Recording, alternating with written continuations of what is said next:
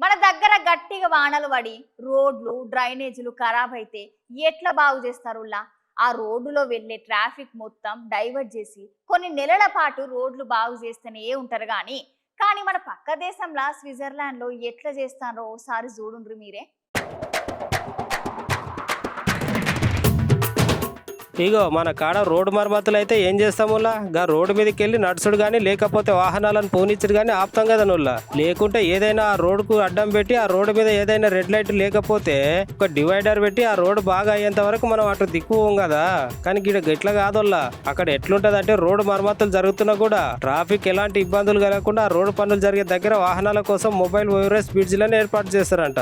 ఇక ఇప్పుడు ఆ బ్రిడ్జి మీదకి వెళ్ళి వాహనాలను పోతాయి. గప్పుడు ట్రాఫిక్ ఎట్లాంటి ఇబ్బందులు కలగవు. ఐడియా మస్తున్నది కదా. ఇది ఎక్కడ జరిగిందంటే స్విట్జర్లాండ్ లా. ఇట్లాంటి టెక్నాలజీని ఇప్పుడు మన దేశాల్లో కూడా ఉంటే ఎంత బాగుండును అని అందరు దీనికి సంబంధించిన వీడియో కింద కామెంట్లు అయితే పెట్టిండ్రు.